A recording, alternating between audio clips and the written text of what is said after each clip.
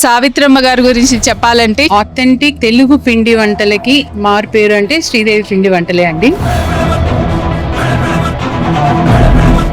Taste మాత్రం చాలా ఇంట్లో తిన్నట్టే ఉంటాయి, ఇంట్లో చేసుకున్నట్టే ఉంటాయి.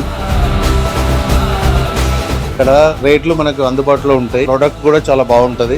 మా పిల్లలకి కానీ చిన్న పిల్లలు కానీ అందరూ వాళ్ళకి చాలా నచ్చుతుంది. మంచి క్వాలిటీ ఉన్నది, క్వాంటిటీ ఉన్నది. బల్క్ ఆర్డర్స్ కూడా చాలా టైంలో డెలివరీ చేస్తారు.